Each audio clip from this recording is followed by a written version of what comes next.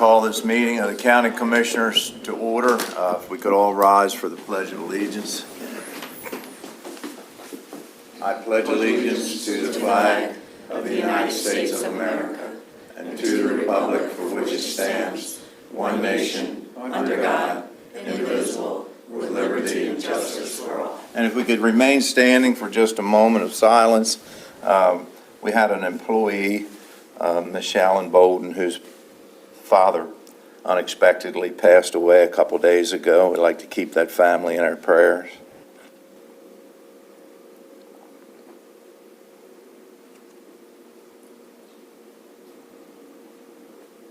Thank you very much.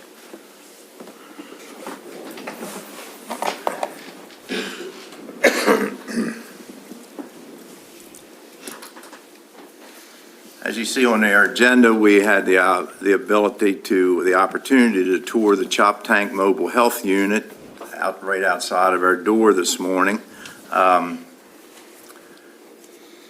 as everyone knows, time is allotted at the end of each one of our meetings for the commissioners to receive comments from the public. We have some consent items. We have regular session minutes dated May the 7th, 2024. We have liquor minutes dated May the 7th, 2024. Closed session minutes dated May the 7th, 2024. And Bill Mackey, our Director of Planning, Housing, and Zoning, with a release letters of credit. So I'll entertain a motion. I'd like to make a motion to approve the 4 consent items as presented. Second. Got a motion and a second. All in favor say aye. Aye. All opposed? The ayes have it. Our first appointment is Ms. Sarah Rich, CEO, and Lucy Hughes, Director of Communications of Choptank Community Health, and give a general update and mobile health unit. Welcome. Well, thank you. Good morning. Good morning. Good morning Very to nice you. to be here.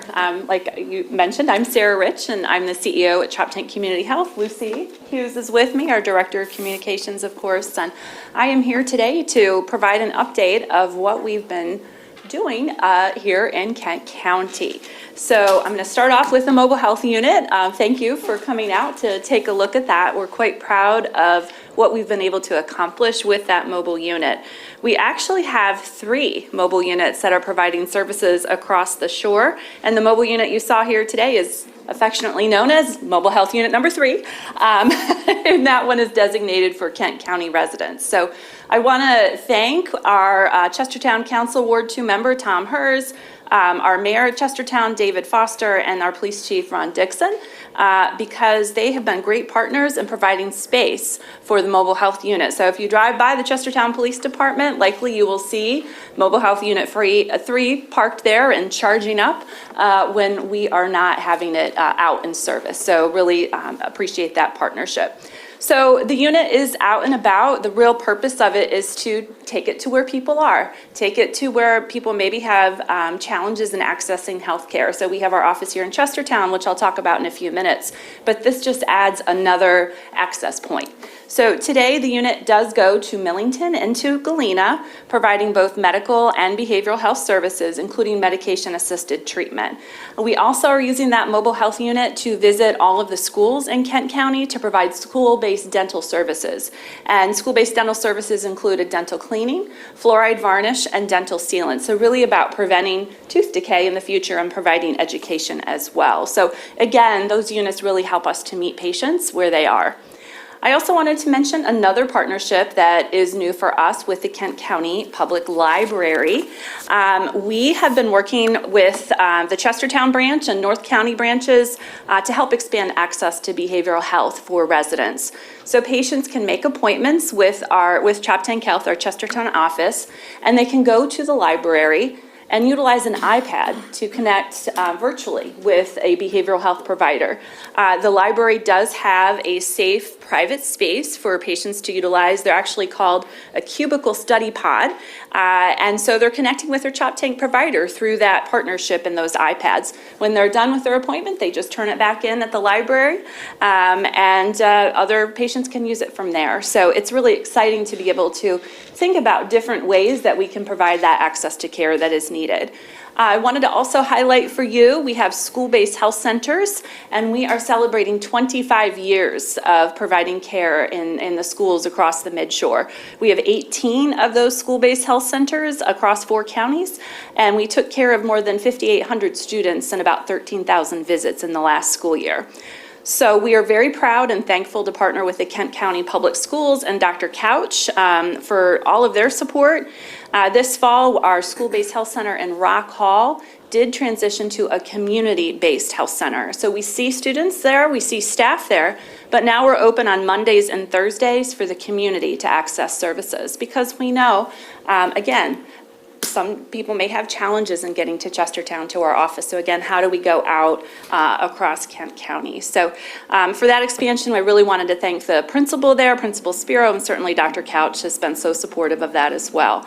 And then, as I mentioned, that mobile health unit goes to all of the schools in Kent County to assist with school-based dental services. So we utilize that. Sometimes we can provide the services in the school, depending on space, and then if there isn't space in the school for us to bring all the things that we bring in with us for those services, we do utilize the mobile health unit. To give you an idea of the volume of services that we've provided in Kent County the last couple of years through our school-based program. So this is our Rock Hall Medical and the mobile dental team. Last school year, 22-23, we had 566 visits and 438 unique patients. So far for this school year, which is coming to an end very soon, we have had 618 visits and 475 unique patients. So that's about 27% of the total Kent County Schools population. So we just expect to continue to see that grow as the word gets out and people access care and tell others about the experience that they had had. So there's a lot happening down the road here at our Chestertown Health Center. Again, that's on Philosopher's Terrace. Our first phase of renovations is now complete, and that was to expand and put more space available for our medical services and our behavioral health services. So we moved into that space on May 3rd. That was a Friday. The following Monday, we started demolitioning the other part of the building so we can move forward with our dental services. So the space now has 12 medical exam rooms, so we have capacity to have up to 4 providers in there at a time for medical. And then there's 3 behavioral health offices as well, so we have more capacity for both of those services. We will have LabCorp there, so patients can come in and get their lab work done if they're a CHOP tank patient there. So again, just to highlight what we're providing at the Chestertown Health Center, we do primary care. So that is for all ages, newborn up, so includes pediatrics. Behavioral health is really integrated into our medical services and will be into our dental services. So it really is that whole team approach. If a patient is in seeing a medical provider and the medical provider determines that it would be helpful for the patient to connect with a behavioral health provider, we do that right on site and make that connection to ensure that we have that follow-up and that relationship and the patient comes back for the care that they need. So that's behavioral health. We have women's health there, and we will be doing some prenatal care. I mentioned the medication-assisted treatment as well. Staff, we have 1 physician. We have a physician assistant who just started yesterday. She's still in orientation in Denton, so she hasn't been in the site yet in Chestertown. We have a nurse practitioner there as well. We have another nurse practitioner that does spend some time in Chestertown, goes to Rock Hall and is on the mobile health unit. And then we have another nurse practitioner that we've just hired who hasn't started yet that will spend some time in Chestertown, and then the community-based program. We have a psychiatric NP, so those providers help with prescribing. So if a patient has substance use disorder, she can prescribe medication to assist with medication-assisted treatment. We have a behavioral health therapist. We have a peer recovery specialist, and then this is someone who really can meet with the patient routinely, help them on their journey of recovery, and then also connect back in with a therapist. We have 2 triage nurses, 2 medical assistants, an operations director. So we got a lot of people in that building over there. 8 support staff. We've got front desk. We've got a care coordinator, community health worker, and an interpreter. And then we are recruiting for a care navigator. So those positions that I mentioned, the community health worker, care coordinator, care navigator, they really are focused on working with the patient outside of the time that they're spending with their provider. There's a lot of days in the year, and you may see, depending on your medical conditions, you may go in and see your provider 4 times a year, 6 times a year. But what happens the rest of the time? How are we making sure that we're helping you all the time to improve your health? So what's next? I mentioned we started the renovations, the demolition part for dental. We will be opening eight dental operatories in that building. We're very excited about that. We've had a lot of questions and excitement around bringing dental services up to Kent County. We do anticipate, if all goes well, sometimes with renovation construction, your schedule changes.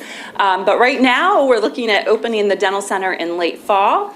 We've started hiring for that team. We're recruiting a dentist, a dental hygienist, 3 dental assistants, and 2 support staff. So if you know anyone in the dental field, certainly let them know dental is coming. And then we'll have interpreter services available as well. Some other things that are coming, we recently got a grant from the Maryland Community Health Resource Commission to help us expand behavioral health services into the schools. And so we are recruiting for those positions right now, and we will be in Kent County Middle and Kent County High, and then also Rock Hall providing behavioral health services. And then the mobile health unit, we're still looking for places across Chestertown that make sense for us to visit. So food pantries, affordable housing complexes, churches. So we've got the Millington and Galena schedule down, but then where else can we go? Where else should we go? Where else are we needed across the board? So again, always like to close with encouraging everybody to put your health first.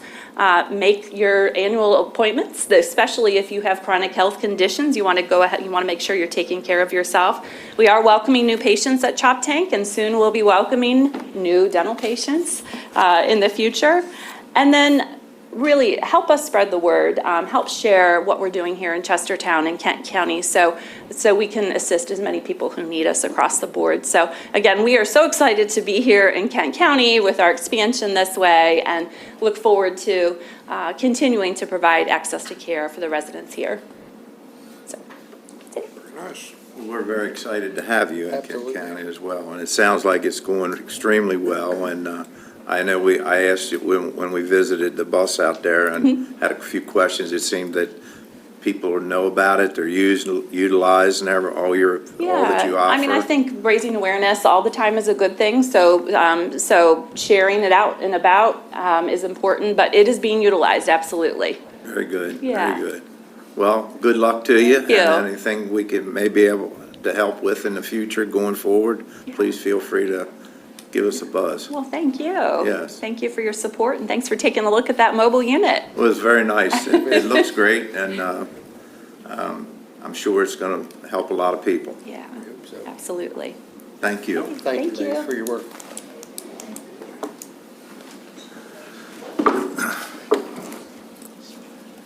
Next, Jamie Williams, Director of Economic and Tourism Development. We have a national travel, this is National Travel and Tourism Week, May the 19th through May the 25th. And we have prepared a proclamation. I'll read it. It says, Kent County, Maryland Proclamation. National Travel and Tourism Week, May 19th through the 25th, 2024. Whereas National Travel and Tourism Week, NTTW, was established in 1983 and is an annual tradition to celebrate the United States travel community and travel's essential role in stimulating economic growth, cultivating vibrant communities, creating quality job opportunities, inspiring new businesses, and elevating the quality of life for Americans every day. And whereas the Kent County Board of County Commissioners recognizes that the travel and tourism industry provides significant economic benefits for Kent County. And whereas tourism ranks as one of the largest industries in Kent County, and whereas visitor spending created a positive economic impact of more than $72 million in expenditures, bringing in over 328,000 visitors in 2022. And whereas more than 400 jobs in Kent County are directly associated with the tourism industry. And whereas Tourism Week recognizes and celebrates the importance of welcoming visitors to Kent County, an area rich in history, agriculture, marine life, performing and visual arts, recreational opportunities, small town appeal. And whereas the economic impact of the tourism industry directly affects the quality of life of Kent County citizens by contributing to our businesses and local tax coffers. Now therefore, we, the County Commissioners of Kent County, Maryland, do hereby proclaim the week of May 19th through the 25th, 2024, to be National Travel and Tourism Week, and call upon the people in Kent County to join their fellow citizens across the United States in recognizing and participating in this important observance. Signed, the County Commissioners of Kent County, Maryland, Ronald H. Fithian, President, Albert H. Nickerson, Member, John F. Price, Member, dated May 14th, 2024. And it's our privilege to present you with this proclamation on behalf of the citizens of Kent County. Thank you. Now, Thank you. I should have Everything. probably asked you in the beginning if you had some words. You covered say- everything, so it was Before I all in read that this, but, proclamation, so that's perfect. Feel free to add anything you'd like, and then we'll have a picture taken. I think we're good, and we can get that sent off to the state, so thank you. The picture. good? So, yeah. All I'd like a right. picture, though, to send to the state, so that we can show that Kent County's doing their part. Okay. All right.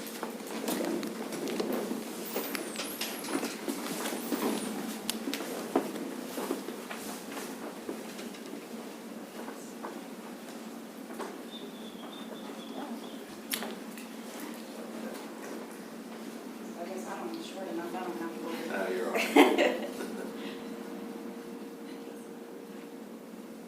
Thank you. Thank you.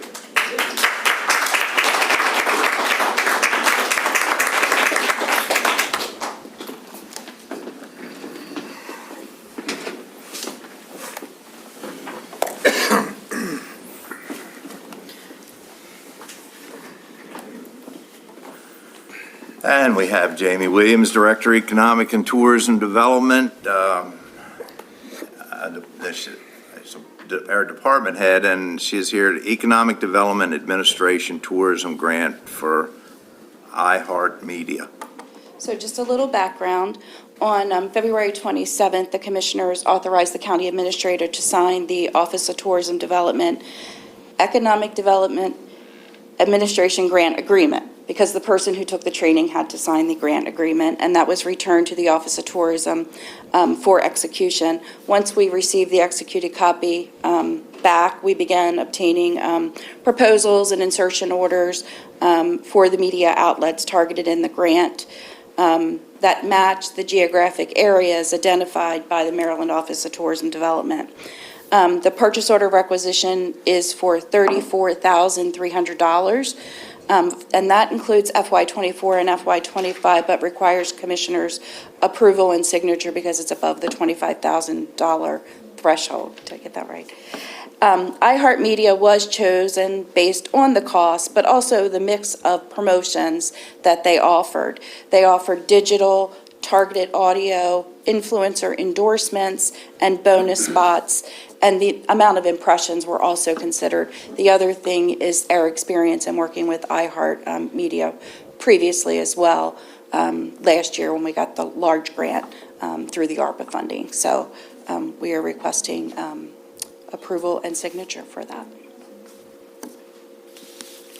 All right, I'd like to make a motion to approve and sign the insertion order for iHeartMedia for $34,300 for FY24 and FY25 for Kent County Tourism promotions per the Economic Development Administration grant. Second. Got a motion and a second. All in favor, say aye. Aye. All opposed? The ayes have it. Thank you. Thank you. Thank you, Jim. Have a great day. Next up, we have 2 or 3 items under Mr. Pete Landon, the Director of the Office of Emergency Services. Good morning, Pete. Good morning. Good morning. Good morning. I have a couple, and not in any set order. I'll go ahead and request it. The first one is the Kent County Fire Chiefs Group Term Life Insurance Policy. It's an annual renewal, and it's with Gladfelter Insurance for the coverage, term life insurance policy for the fire chiefs and the members of the volunteer fire companies, as well as the Kent County Rescue Squad. The renewal invoice is in the amount of $60,852.57. It is included in the budget, but because of the amount, I had to come before you with permission to pay the invoice. And we're just paying FY '24 now. FY '25 would be next year. Yes, yeah. It starts June 1st, which kind of, the term is a little strange, but it's June 1st through May 31st. So I'd like to make a motion to approve the agreement with Gladfelder Insurance Group to ensure the coverage for the Kent County Fire Chiefs Association without delay. Got a motion and a second. All in favor, say aye. Aye. All opposed? The ayes have it. Thank you. Thank you. My second item is the 2024 State Homeland Security Emergency Management Performance Grants. While they are called grants, they're actually more so allotments, and it's the State Department of Emergency Management provides funding for two different things. The State Homeland Security Grant assists us with building and sustaining and deliver the capabilities necessary to prevent, prepare for, and protect against and respond to acts of terrorism. That specific grant allotment is in the, it's $95,334.91. And what that is used to do is supplement funding for the Kent County Emergency Planner, emergency radio communications and equipment and accessories for the Sheriff's Office, my office, Emergency Services, the Detention Center, Department of Public Works, as well as the volunteer fire companies and rescue squad. Also, I'd like to add that this funding is used to support the Chestertown Police and Rock Hall Police Departments as well. The second grant is the Emergency Management Preparedness Grant, and that's actually, it uses matching funds, and again, they're allotments. This is for $60,767.84. And it does require our matching funds, but it's used to supplement staffing essential to emergency management positions of my position as director as well as emergency service specialist. In Kent County's case, we use it for the communications chief, Brad. Both of them were they are, I need your permission to apply for the allotments. They did go down 0.96% this year from the previous year, but they both do a great job at supplementing a lot of our funding that goes on mainly for communications and emergency planning. I would like your permission to apply for these grants at this time, and eventually we would receive the funding. I'll make a motion to approve the formal application for the 2024 State Homeland Security Grant and Emergency Management Performance Grants. Second. Got a motion and a second. All in favor, say aye. Aye. All opposed? The ayes have it. Thank you. The third issue that I have, the Kent County Department of Health solicit funding requests from their emergency partners, and they've agreed to immediately fund two below items for a total of $50,000 because of the amount I had to come before you asking permission and requesting a little action on your part. The first item is for Everbridge Mass Notification Communication System software. I discussed that last year, and it's in the budget for, at the time it was Code Red. We've gone with a different service that provides our ability to not only contact hardline telephone lines, but it'll geofence and allow real-time cellular telephone emergency notification warnings, which in our case, with the way the population changes in the summer, it's a lot more effective. It is it was an increase in the budget that I'd asked for, but I would like to note that if we accept this funding for this particular project, it would reduce the OES budget by the $11,500 I've asked. The second one is an unfunded mandate where we have to provide a hazard mitigation plan to the federal government every 5 years. It's due in 2025. When it was last done, we spent about $28,000 to have a consultant assist with creation of the hazard mitigation plan in Kent County.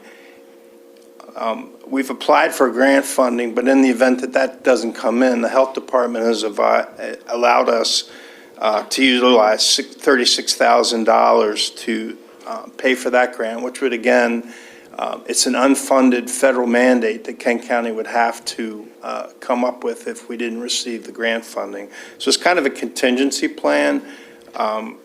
Then that would total a cost of $47,500 for both the projects. The Health Department has pledged $50,000 to cover the cost and any overruns for the two projects immediately.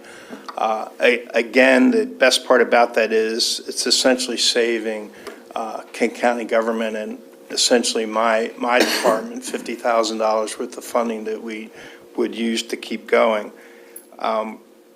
What I'd like to do is recommend you're accepting the $50,000 funding from the Kent County Health Department by signing an agreement letter drafted to offset the cost from Everbridge emergency notification and also the hazard mitigation plan consultant. Then I'll entertain a motion. I'll make a motion to accept the Kent County Health Department funding to support emergency services in Kent County by signing a letter of support. Second. Motion and a second. All in favor, say aye. Aye. All opposed? The ayes have it. Thank you. Thank you. Have a good one. Pardon me? Have a good day. I'll be here for a little more. Oh, okay. I believe That's all right. Mr. McGarvey's up, so I'm going to stay in the crowd in case there are any questions. That's great. Police Accountability Board, Frank McGarvey, Police Accountability Officer of Kent County, and Police Trial Board Judge Memorandum of Agreement. Welcome. Good morning, sir. Thank you for Morning, having me. Mr. McGurk. Good morning, Mr. Price. I'd like to first of all say thank you to the members of the board for allowing me the opportunity to work with Kent County and the Police Accountability Board. This morning specifically, the memorandum of understanding as far as a trial board judge in the event the county would need one. Based on the legislation, the police accountability legislation, which was passed several years ago, it requires the counties to be responsible for basically a three-tier board: the Police Accountability Board, Administrative Charging Committee, and then a trial board. So in the event that an officer would request a trial board, there are requirements for an administrative law judge, a police officer of a similar rank, and a citizen of the county. As far as the judge's position on the board, they would accept a retired circuit or district court judge that was willing to volunteer their time and provide it to the county, of which we haven't found one willing to do so. In lieu of that, the state provides through the Administrative Hearing Office a list of administrative judges that avail their services to the counties to chair these boards. They don't act as a judge. They're not the deciding factor. It's truly a committee between the three members. But the requirement of the legislation is that there be a retired circuit or district court judge or this administrative law judge. Today, what we're asking the county is to enter this memorandum of understanding with the Office of Administrative Hearings in the event that there is an officer that requires a trial board. There hasn't been a trial board in the county in quite some time, but with the new legislation, it may increase the odds of that happening. What we're trying to do with the Police Accountability Board is to get things in place, so if and when that does happen, we have a path to take to get the required mission accomplished. So this would basically be an insurance policy for the county, that in the event that the trial board is needed, that we would have a contract in place and we would know what the expenses would be. Now, the county would be responsible for the cost of this administrative law judge. And it's in the MOU states that it's $200 an hour, and it's per hour for the case, for the logistical review, case hearings, and for them to render a decision. In addition to that, the trial board costs may include a court reporter, a stenographer type, and lodging and per diem, because the administrative law judge may come from anywhere in the state. There are two locations that they specify that these hearings will be held. One would be in Hunt Valley, Maryland, and one would be in Salisbury, Maryland. So the county would have to supply that judge with his per diem and lodging for whichever one of those two locations is being used. and they would be billed accordingly. So at this point, there's no cost associated with it. It's just in the event that if a trial board is needed, that we have this in place in order to impanel the trial board. Sort of the guidelines of if you did need it, this is the way we do it. Yes, sir. It's just, and if we have this agreement in place, we could call the administrative office and say, we have a trial board pending, we're going to need a judge. We would go through their scheduling process and work with them in order to get a schedule, and then they would provide us with a member judge. Very good. Thanks, Frank. I can add also that the funding for this right now is grant funded. It's a certain amount, so it's not an actual cost to the county unless the trial board itself runs over that. And I will be applying, I think I come before you next week, Frank, and I'll be here with regards to the grant that funds that as well. So it's not intrinsically a cost to the county. Very good. I'm certainly glad that the state has taken this kind of out of our hands because, as you well know, we're very limited on the retired administrative judges here in the county. So this gives us a resource that we can tap into and fulfill our mandated responsibilities. So I think it's a good thing, and unless you all have questions, we'll go ahead and resolve it. Yeah.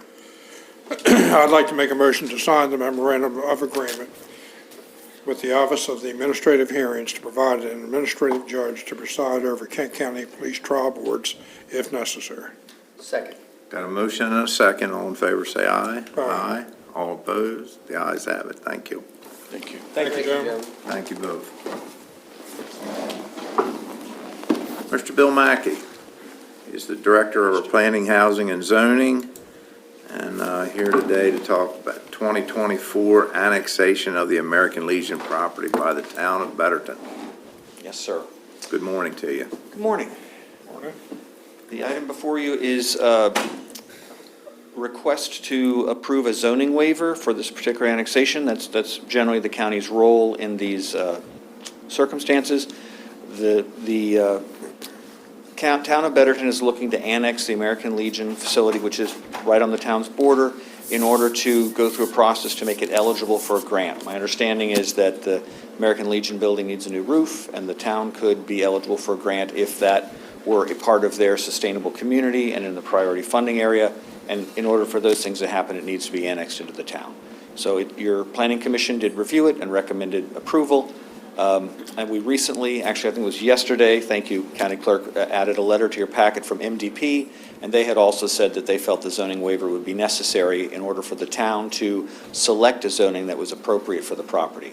And just to explain the 5-year rule, under state law, there's a provision made that when municipalities annex land into their jurisdiction, they have to wait 5 years to change the zoning at a certain level, like if they're going to upzone it for 50% more housing or something like that. It gives counties the ability to get infrastructure in place, especially when you think of things like schools or roads or if they're providing water and sewer. In this case, none of those things are happening. There's not a development project. It's really just to repair a roof. So I think it's safe to say that, the zoning waiver is appropriate. Planning Commission approved it, and staff would approve it as well. So. Any questions?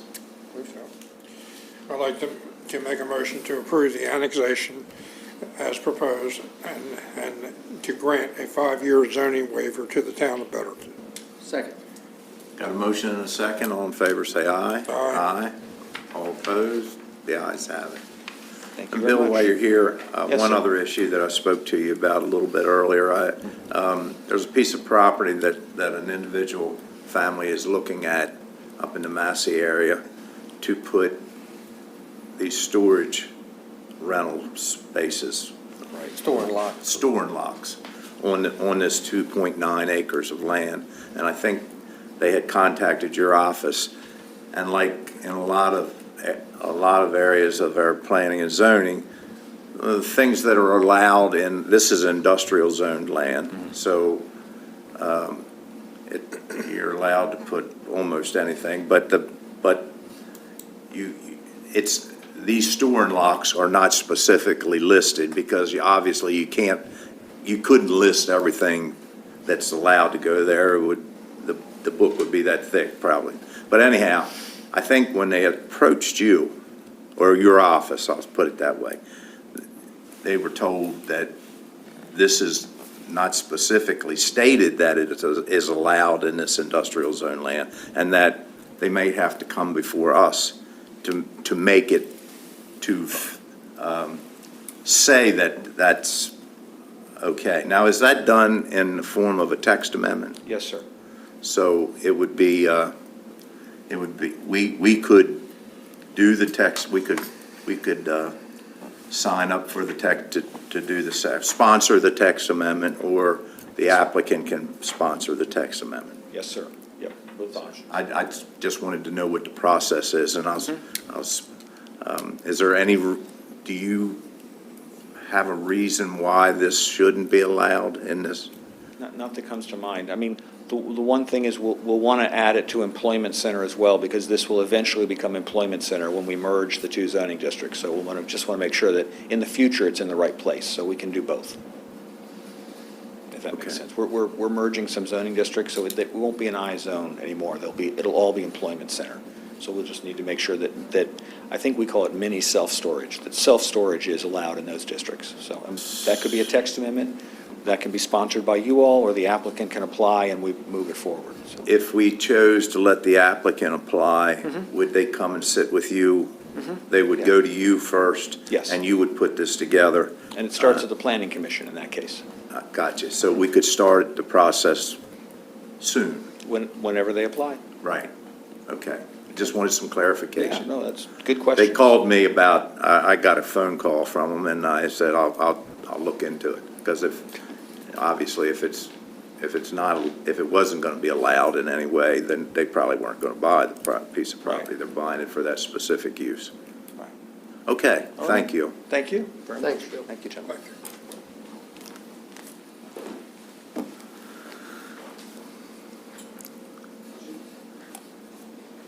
Now we have Rob Tracy, who is our associate planner for planning, housing, and zoning, to establish the establishment of Kent County Agricultural Preservation Districts. Welcome. Yes, sir. Thank you.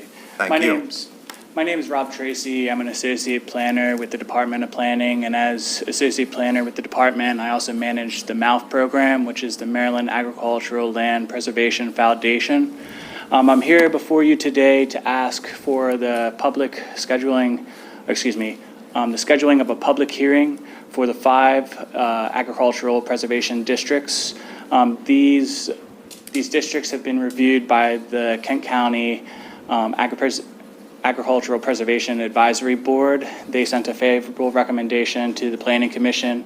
The Planning Commission reviewed that recommendation from the local Agricultural Preservation Advisory Board and found that it is consistent with the comprehensive plan, and they forwarded a favorable recommendation to you. So I'm here to ask that we schedule a public hearing to facilitate that process further. I'm happy to answer any questions that you may have. Do we have any questions, Albert? No, sir.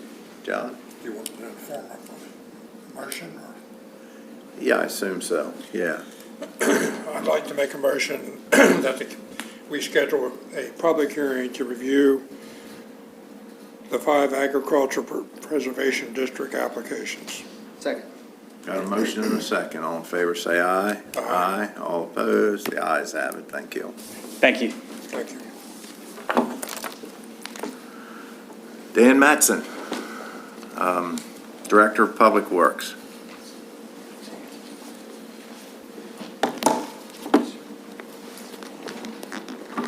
Good morning, Dan. Good morning, how are you? I'm good. You? Good. Good.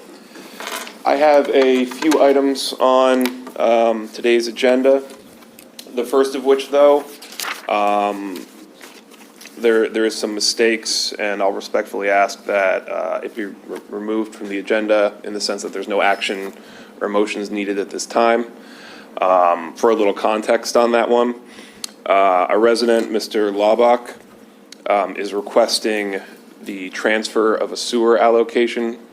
Mr. Laubach owns a property just outside of the Rock Hall Sewer Service Area and is interested in buying a property that is within the sewer service area and has a current allocation, though that allocation is in arrears due to the vacant lot fee.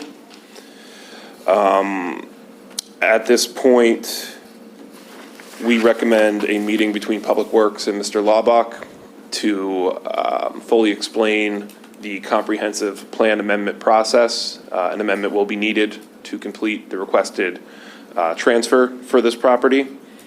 And there is a bit of a time factor where I believe Mr. Laubach wants to move quickly as he's interested in purchasing the property that has the allocation. And if I could, when's the last time your office talked to Mr. Loblock?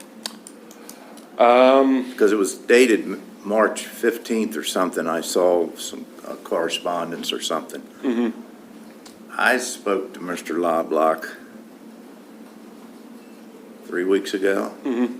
And because he had, as it's pointed out in an email, he had come to me and talked to me about this Yes. way back prior to March 15th because I sent him to you or to your office. And then I hadn't heard anything. I spoke to him about 3 weeks ago, and I said, I never heard back. How'd you make out? He said, no, I give up on the idea because the property he was going to buy, they wanted too much money for it. Okay. Now,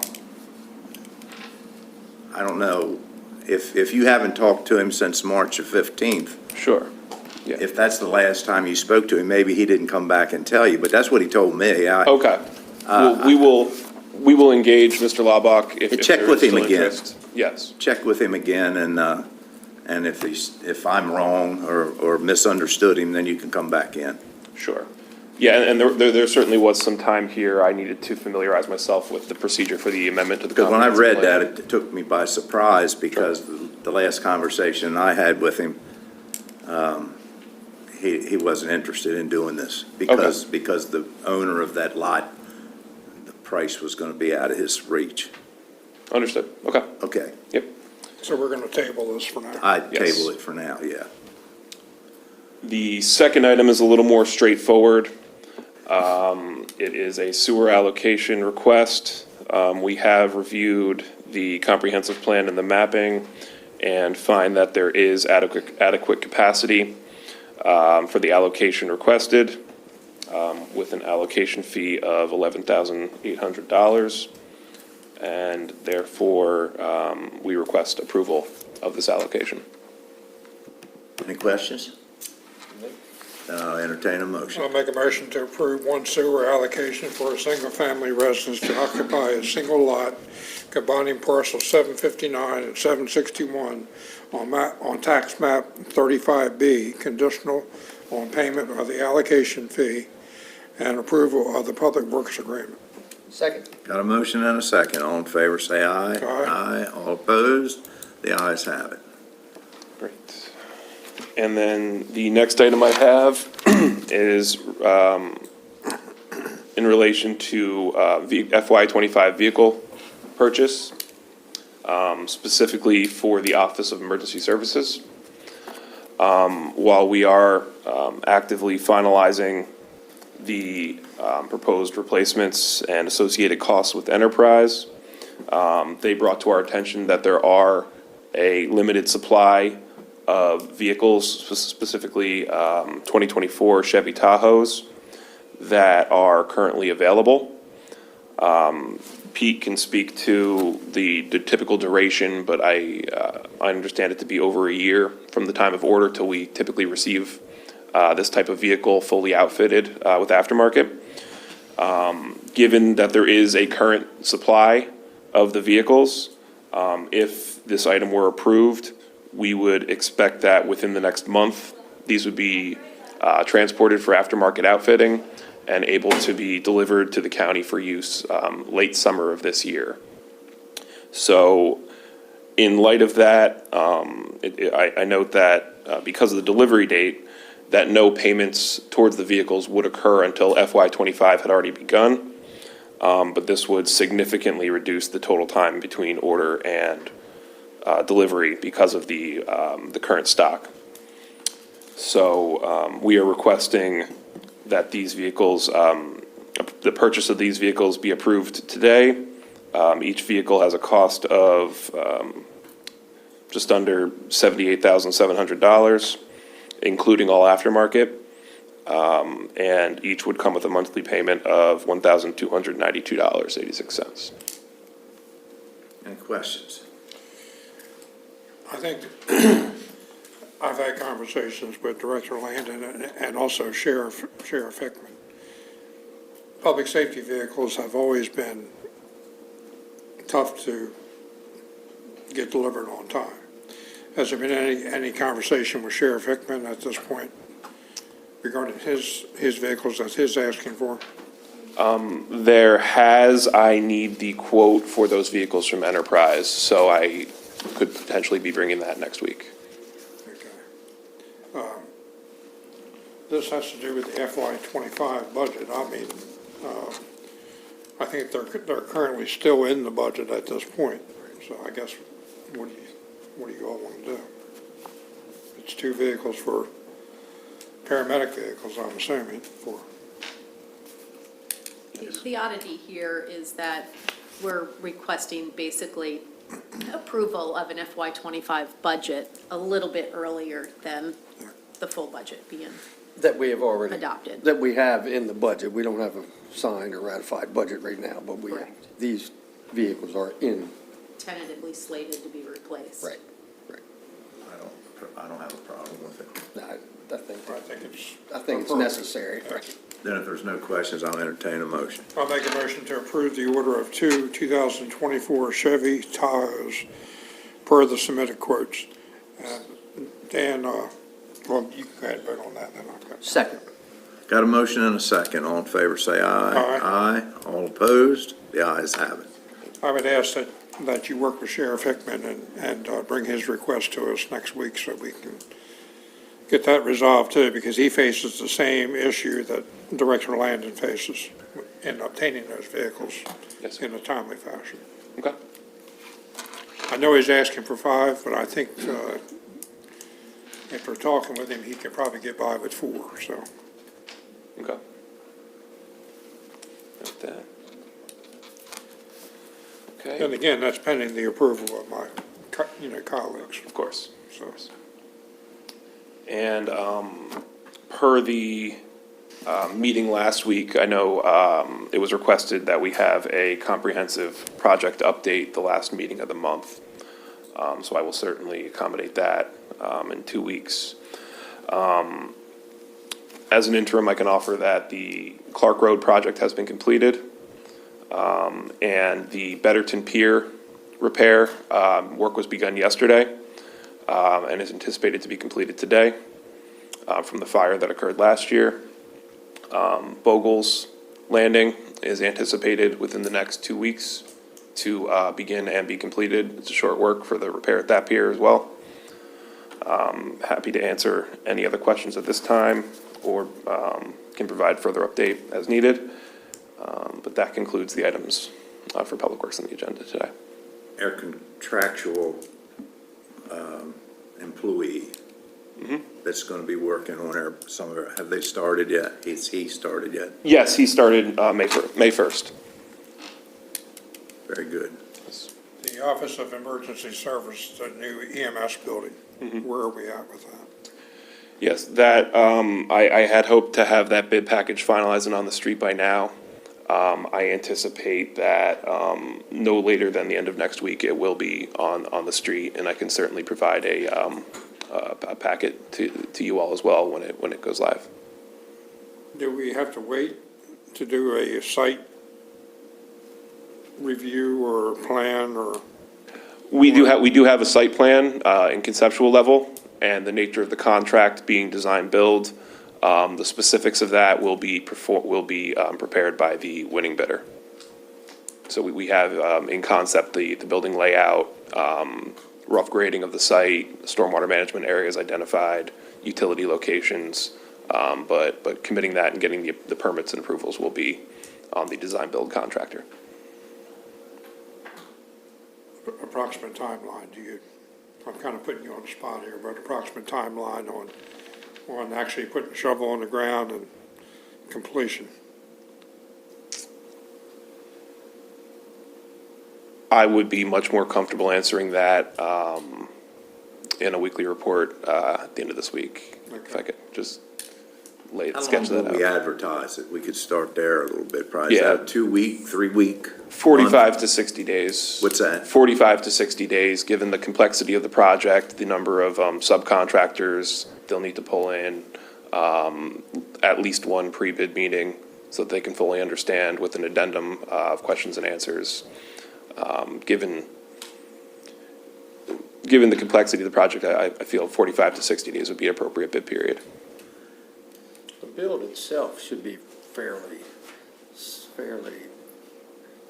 simple, not simple, but it's fairly straightforward, cut and dry. There shouldn't be a whole lot of surprises. I would imagine that if, you know, the site work may have some, you know, that's going to be, I think, where the. if there's Utility any- coordination and Right. stormwater approvals, things of that Correct, nature. correct. Yeah, I mean, the building itself is, you know, pretty cut and dry. And Dan, I'm sorry, go ahead. No, just the ones I've seen go up, they go up in days. I know this is government, it moves a little slower, but Yeah, no, to Albert's point, I think that once the site is prepared and the utilities are run, the actual building going up from that point will be relatively quick, given the I pole tell you, building. some of the buildings that we all call pole buildings are very attractive buildings. I seen a couple of them going up in the Rock Hall area that, you know, wasn't sure whether that was a home or a I mean, they really do a good job, really nice looking buildings. Yeah, and there are some now developed as homes that end up looking pretty sharp as well. How about that? When we have our update at the end of the month that we're gonna start scheduling about these projects, be a good idea, I think, to make sure that our contractual employee comes in Yes, sir. and gives us a list of what he's working on, so we know, and where we are with the projects, as well as yourself. Absolutely, yes. Very good. Thank Okay. you. Thank you. All right. Mr. Jim Miller and accomplice. He has multiple, I'll stay up here. that's a nice name for her. Yeah, it is.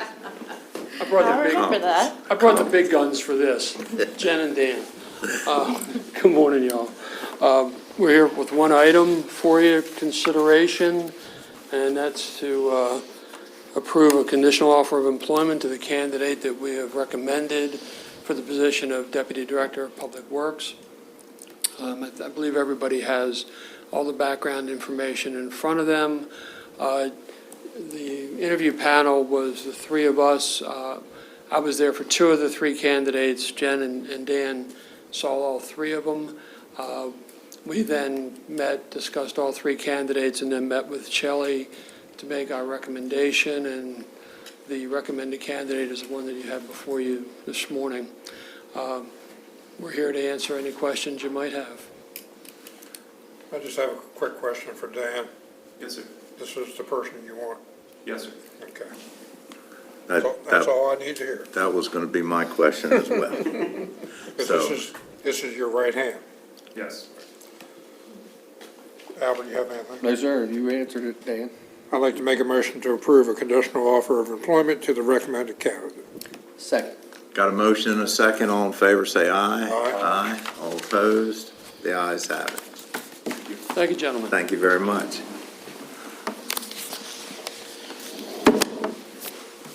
Jen, did you have any questions of us? I'm just curious. Just questions, I'll send it in an email, so you guys Okay. can look over it and. No comments. Okay. Oh, I do have one thing for you two guys. Yes, sir. I met with KRM the other day, yesterday, actually, and they've offered some leadership training for our department heads.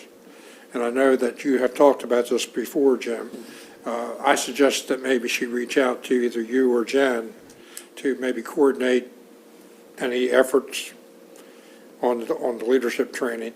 I know that you may be looking at another source, but KRM is a very successful business here in the county, and they seem to do very well. And I think their resources on their training efforts are probably a model that we should maybe look at. Oh, sure. So- Happy to. So they may be reaching out to you. Sure. And that would be Kate Gray. So, Great. okay. Or you can reach out to her if you'd like. Okay. Thank you very much. Thank you. Thank you.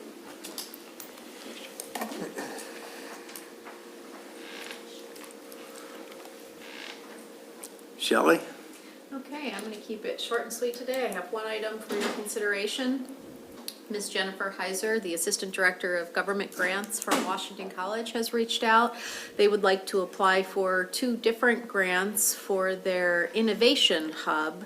And if you're wondering what an Innovation Hub is, what they're looking to do is at the 800 High Street property, create a space for business brainstorming, development, et cetera, which would be an interesting use of that space. So the staff recommends support of both support letters for their grant applications. Questions? I don't have any questions. No, no. I'd like to make a motion to approve and sign the letters of support as drafted. Second. Got a motion and a second. All in favor, say aye. Aye. Aye. All opposed? The ayes have it.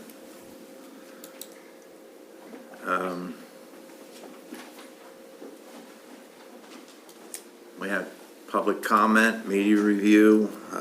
Anybody? John, you got any questions of us? Mike, comments? Were you contacted by someone I gave their number to? In County News, Yeah, I was, okay. Just wanted to make I sure. hope they get the numbers right. Well, he called and asked me for your phone number, and I gave it to him. I thought you'd want me to give it Yes, sir. give it to him. Okay. Wanted to make sure you had made contact with him. Any questions or comments about the presentation last week from you guys? Now that you've had time to absorb it, take a look at it. I think I know it almost by heart now. And if you don't, you will before it's over. I did find the article that you sent me yesterday very, very interesting. From Kettleman? Yes. Kettleman? Yes. Then that and I over there. That was the article about the gentleman that participated in putting Yeah. this together that is now, He was a commission member. He voted for Kerwin, and he also voted for the AIB.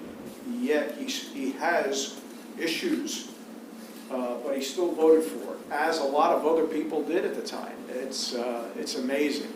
Look, you can't deny that the 5 pillars that are listed Yes. are very, very worthy. The problem is it's not sustainable financially. Want me to come up here? You can if you want. I'm not trying to get you to talk too Well, much. only because we're talking about it. I'm sorry. That's all right. I know. As I spoke to Hannah last night, the interesting thing here is that when the Kerwin Commission made their recommendations and said this was going to cost $3.8 million per year for implementation, that was 12-year implementation. Everybody's been saying 10 years, but it's actually a 12-year implementation, and that's why it's $40 billion. The thing that the Kerwin Commission did not do is that when they made all of these recommendations and said this is what it's going to cost, there was nothing in the recommendations on how to fund it. It became an unfunded mandate. And they said, let's just let the General Assembly figure out how to pay for it. And that's why we're in the predicament that we're in now, is that there was no funding for Kerwin at the very, very beginning. This is going back to 2019, 2020. And then they left it up to the legislature to enact Kerwin, but with no funding source. And that's why we're in this position that we're in now. And there's nothing that really trickles down to the counties. Yeah, there is some support, but not to the magnitude that the counties truly need, especially us.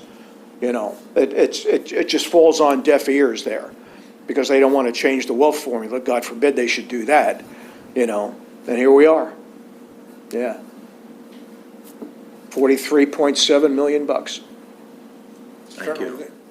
Certainly the intentions are good with the pillars, but I think everyone in all the counties throughout the state of Maryland are going to eventually realize that it needs to be scaled back because financially, it's just not affordable. Yeah, And you know, And they've last, already done that, actually. I mean, even Dr. Couch the other day, when she was in, she was talking about the students that want to partake in community college. Right. And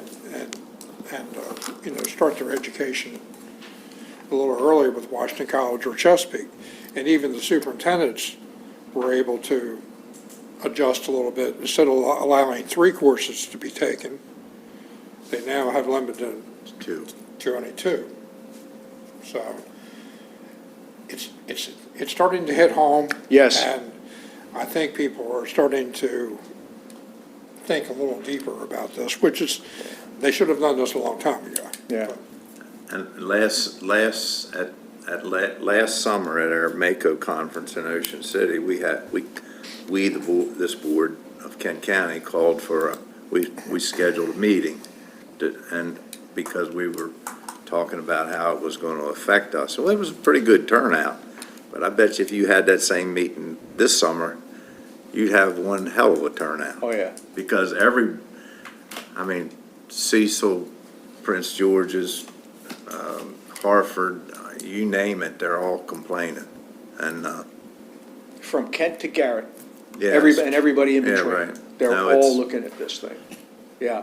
The And then you even AIB, got people that were involved in, and it sounds to me like are having second thoughts about the entirety. yes, Of it, like John pointed out, there's obviously some good parts of Kerwin that you can't argue as long as you had funding enough to fund it. But yeah. The AIB has already rescheduled some of the requirements. They're pushing it out. Which is one of the recommendations that was made a long time ago. No one is stepping forward right now to pause the whole thing. It's sort of incremental. Whenever a hot topic comes up, then they take a look at it individually. And then AIB is, as that article pointed out, the AIB is almost more powerful than the State Board of Education. It's an amazing deal here. But yeah, somebody needs to step forward, whether it's Ferguson, Jones, Westmore, anybody, needs to step up and say, we really need to pause this, take a second look at it, have another analysis done. Because the Department of Legislative Services has said, we've come up with some new estimates, but they keep on changing. And we know that this is going to cost more, much more than originally forecasted, now that we're in the deep weeds, now they're into it. You start actually implementing a plan, and all of a sudden wow, this is much more complicated than what was originally thought of. Anyway. well, and going forward with us, look, we got about $1.9 million in new money or something this year. There's about 5 or 6, 7 years in a row where we got to come up with about $1.3 million or $1.4 million just for Kerwin. Just with Kerwin. Yeah, that's not comparing it without Kerwin, that's just year to year with Kerwin. Yeah. When you take a look at the baseline of where would it be if we didn't have Kerwin, well, now you're into 2 million, 3 million, 4 million, if you do a comparison without Kerwin to Kerwin. What your numbers are, and I wish Pat were here, Pat is absolutely correct. So she's taking a look at it, how much more are we gonna need year to year to year, but that's at the Kerwin level. When you start taking a look at the comparison from not having Kerwin never existed. There was no Kerwin commission, there were no Kerwin recommendations, there's no Kerwin legislation. When you take a look at those numbers and compare to the real Kerwin funding projections, I almost said an expletive there. It's not good. You get 2 million, 2 million, 3, 4 million, and all of a sudden you're at 5.9 million, 6.9 million, 7 million. Yeah. The last 3 years are $20 million alone. It's starting to catch on. Yeah, It is. thank you. Thank you. Thank you. Sorry, John. John, that was really pretty short for Mike then, wouldn't you think?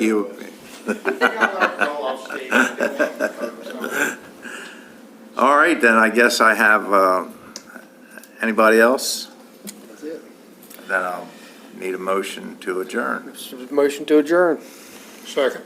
Got a motion and a second. All in favor, say aye. Aye. All opposed? The ayes